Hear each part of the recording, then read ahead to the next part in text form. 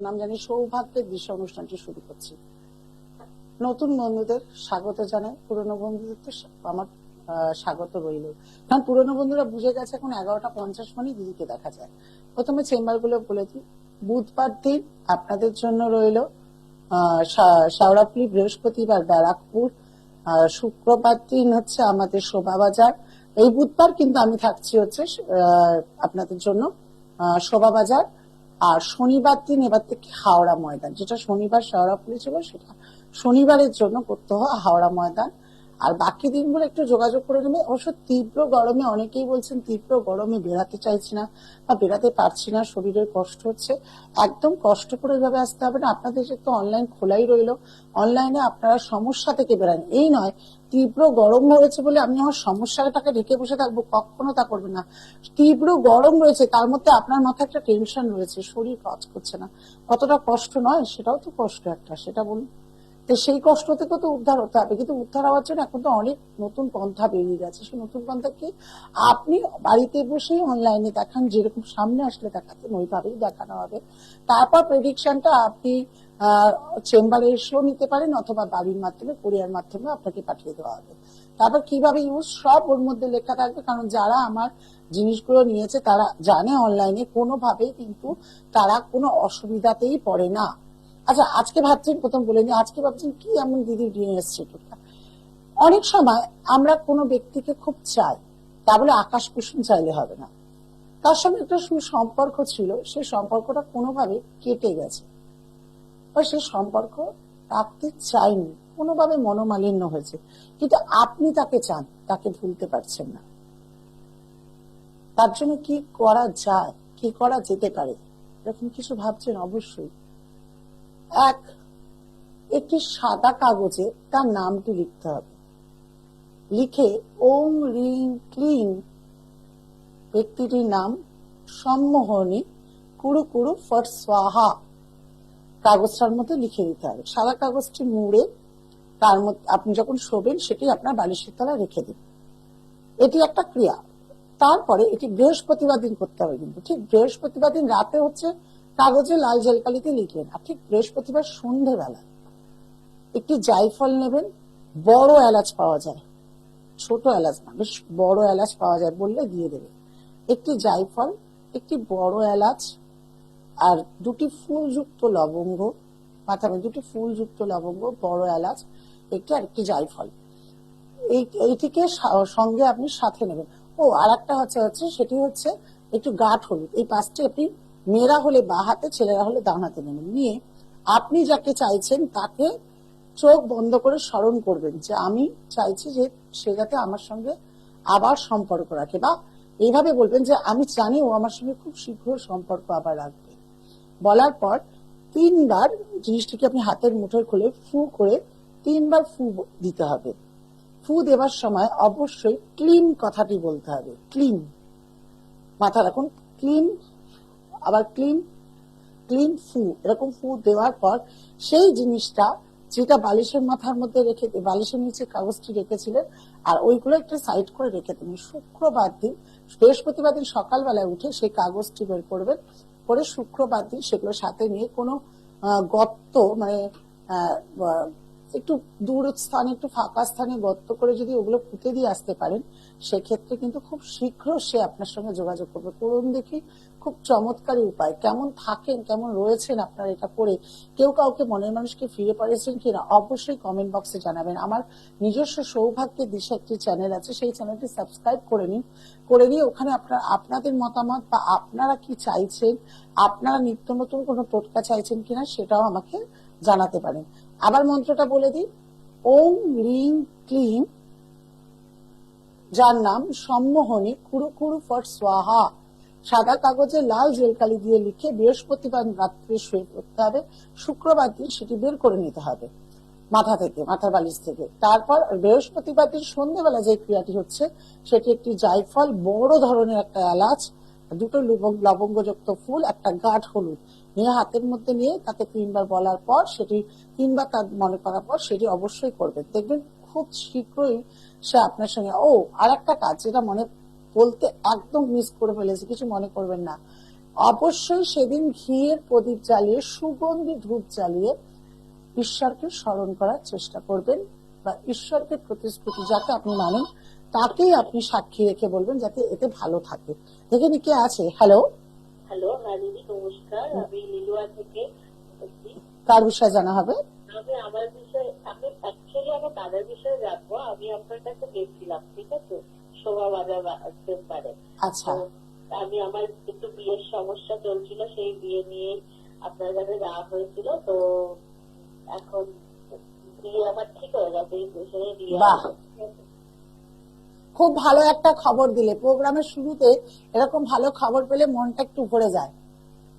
আমি অনেকদিন চেষ্টা করছিলাম যে আপনাকে মানে জানাবো বা কিছু বলবো আপনাকে, আমার দাদার বিষয়েও জানার আছে, কিন্তু ওই ফোনটা পাইনি। আর আমারও কাজের চাপ ছিল একটুখানি, সেই জানাতেও পারিনি। আচ্ছা, কবে এসেছিল ঠিক আমার কাছে মনে আছে কি? তার 5 বছর, 1 বছর না, তার আগেই মানে হবে, ঠিক মনে পড়ছে না দিদি আমার টাইম। মানে আমি কেন জিজ্ঞেস করলাম, আমি যে তোমাকে টাইমটা দিয়েছিলাম সেই টাইমের মধ্যেই হয়েছে না টাইমের পরে? টাইমের মধ্যেই হয়েছে। আচ্ছা, তার মানে আমি তোমার মনের ইচ্ছে যে টাইমটা দিয়েছিলাম সেই টাইমের মধ্যেই তোমার বিয়েটা ঠিক হয়ে গেছে। তোমার জন্য অনেক শুভ কামনা রইলো, নতুন সংসার নতুন জীবন যাতে তুমি সুন্দর করে কাটাতে পারো। তারপর চাইবো না কোনো সমস্যা আসুক, কিন্তু সংসার মানেই সমস্যা। তারপর যদি কোনো সময় প্রয়োজন হয় অবশ্যই যোগাযোগ করো, ঠিক আছে? আর যখন বিয়েটি পুরো সম্পূর্ণ হয়ে যাবে, কোনো মায়ের মন্দিরে গিয়ে তোমার হাজবেন্ডকে নিয়ে গিয়ে পুজো দিয়ে আসবে। তারপরে হাজবেন্ডকে বলবে না যে আমার এরকম তন্ত্রক্রিয়ার মাধ্যমে বিয়ে করতে হয়েছে, কারণ এগুলো কখনোই গুপ্ত খবর বলা উচিত না। জাস্ট এমনি তাকে নিয়ে গিয়ে কোনো কালীবাড়ি হোক, কোনো দুর্গা মন্দির হোক, যে কোনো মন্দিরে গিয়ে তুমি মনে মনে কামনা করবে যে আমি এই কাজটি করেছিলাম, এই কাজটিতে আমি 1 বছরের মধ্যে ফল পেয়েছি, আমি তাই মা তোমাকে সেই পুজোটা দিয়ে গেলাম, ঠিক আছে? হ্যাঁ, এবার দাদার ডেট অফ বার্থ বলো। আমার দাদা ডেট অফ বার্থ হচ্ছে 5th August 1988। 5th August 1988। সময় 6টা, টাইমটা হচ্ছে 6টা PM। 6টা PM। জন্মস্থান জন্মস্থান হাওড়াতে। মকর লগ্ন, মেষ রাশি, কৃত্তিকা নক্ষত্রে তোমার ভাইয়ের দাদার জন্ম। কিন্তু যেটা আমি দেখতে পাচ্ছি, দাদার বিবাহ স্থানে কিন্তু প্রচুর ভাবে বাধা রয়েছে। মানে বিয়েতে একটু প্রবলেম হচ্ছে ওর, মানে আমি যে প্রবলেমটা নিয়ে আপনার কাছে গেছিলাম সেই প্রবলেম ওরও। আচ্ছা, দাদা কি বাইক টাইক কিছু চালায় 2 চাকার? হ্যাঁ চালায়। তাহলে সেখান থেকে সাবধানতা অবলম্বন করতে বলবে। এখানে দেখাচ্ছে পিতার শরীরও খুব একটা ভালো যাবে না, আর সংসার কিন্তু বাধা। বা তুমি যদি কাজ পেয়ে থাকো তাহলে একটা কথা বলি, অবশ্যই তোমার দাদার এই জন্মছককে ঠিক করতে হবে, নইলে বিয়ে তো লেট হবে, লেট হচ্ছেও, 7.5 চলছে। যদি কোনোভাবে এরপরে বিয়ে হয়, সেই বিয়ের যদি জটক বিচার করে না করা হয় তাহলে কিন্তু এই বিয়ে টিকবে না। সংসারে সবসময় অশান্তি এসব লেগে থাকবে। বিয়ে তো মানে সব ঠিক হচ্ছে, বিয়ে কেটে যাচ্ছে, ভেঙে যাচ্ছে বা মত পাল্টে যাচ্ছে, এইসবই হচ্ছে না। ওর বিয়েটা আমি বলছি যে কিছু বাধা রয়েছে, অশুভ গ্রহ পড়ে রয়েছে বলে বিয়েটা হতে চাইছে না। কিন্তু এমনি ওভারঅল ঠিক আছে। কিন্তু ঠিক বলতে কি বলবো, দেখো বিয়েটা হচ্ছে না সেটাও তো সমস্যা। যেমন তোমার একটা সমস্যা হয়েছিল বিয়ে হচ্ছে না, ঠিক দাদারও তো একটা বয়স হয়ে যাচ্ছে। সেই বয়সে তো সে এরকম না যে দাঁড়াতে পারেনি, সে দাঁড়াতে পেরেছে, কিন্তু তার এখন বিয়েটা না হলেও কিন্তু একটা বাড়িতে অশান্তি, খিটখিট, মা বাবার চিন্তা, তারা অসুস্থ, এগুলো কিন্তু হতে থাকবে। তাই ওর কিন্তু ছককে পাঠাও। তোমার যদি 1 বছরের মধ্যে বিয়ে দিতে পারি তাহলে তোমার দাদারও কিন্তু সেই রকম প্রতিশ্রুতি দিয়েই কিন্তু আমি বিয়েটা অবশ্যই দেওয়াবো। আচ্ছা, মাথায় রাখতে হবে কিন্তু দাদার 2 চাকার মাধ্যমে ক্ষতি লেখা রয়েছে, অ্যাক্সিডেন্টাল রোগ, সেখান থেকে কিন্তু দাদাকে সাবধান থাকতে বলা হবে, ঠিক আছে? ভালো থাকবে। পরে যোগাযোগ করো, যেটা বলেছি সেটা করো। আর যদি মনে হয় দাদাকে আমার কাছে পাঠাবে তাহলে অবশ্যই ফোন নাম্বারটা দিয়ে দাদাকে বুকিং করে আসতে বলো, ঠিক আছে?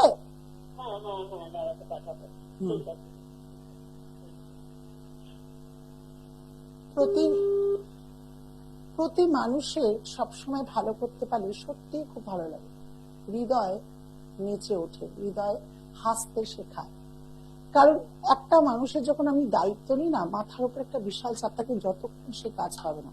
কিন্তু হ্যাঁ, আমার কাজের উপর আমার যথেষ্ট কনফিডেন্স আছে, কিন্তু আমার কনফিডেন্স থাকলে হবে না, ও প্রান্ত থেকে কিন্তু যাদের কাজ করছি তাদেরকেও সত্য কথা বলতে হবে, সত্য কথার কিছু নিয়ম দেবো, কিছু ইয়ে দেবো, তাহলে কিন্তু শুধু আমি করছি না। ডাক্তার ওষুধ লিখে দিলাম, বুঝতে পারলাম আপনার কি রোগ, কিন্তু ওষুধটা আপনি দেখছেন খাচ্ছেন না, তাতে কি রোগ সারবে? কখনো কিন্তু সারে না।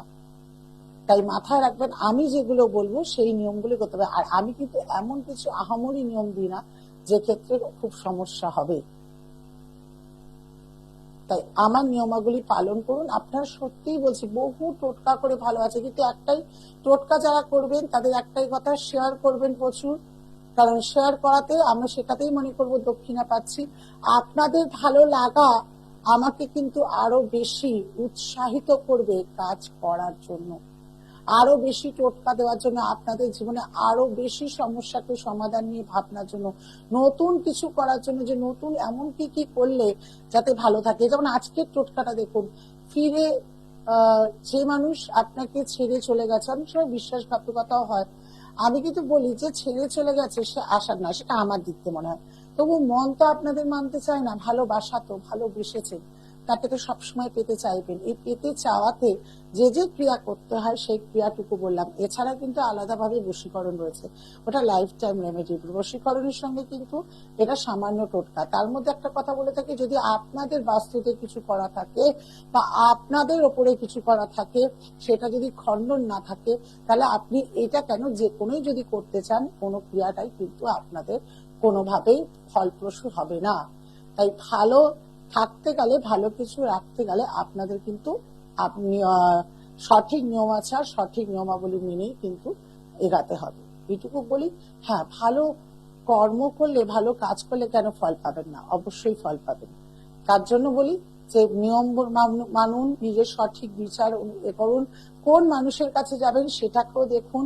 ঠকবেন না, রং বেরঙের দুনিয়ার মধ্যে যাবেন। অনেকেই বলতে পারেন, তুই ভাই আপনি তো সেই পোশাক পরে আসেন না। পোশাক পরে আসলাম বলে আমি বৃহৎ কাজ পারি আপনাদের কাছে আমরতা, তা কিন্তু ভাববেন না। পোশাক যে টাইমে প্রয়োজন হয় সেই টাইমে কিন্তু আমি অবশ্যই করি। যখন আপনাদের কাজ আছে তখনই করি। সবসময় পোশাক পরে আমাকে বোঝাতে হবে না যে আমি একটা বিশাল বড় জ্যোতিষী বা আমি জ্যোতিষী, আমি এই কাজ করি। নিজের পরিচয়টা থাক না গুপ্ত, কিন্তু কাজটা হোক আপনাদের কাছে সঠিক, তবেই তো আসল রুমা ঘোষ, তাই তো? তাই একদম করবেন না। যারা চেম্বার গুলোতে যোগাযোগ করতে চাইছেন সরাসরি ফোন করুন, মানে কিন্তু সরাসরি ওটা বুকিং নাম্বার। ভালো থাকুন, ভালো থাকতেই হবে। ভালো থাকার জন্য রুমা ঘোষের প্রোগ্রাম দেখতে হবে, সৌভাগ্যের দিশায় চোখ রাখতে হবে। নমস্কার। দূর আর দূরে নেই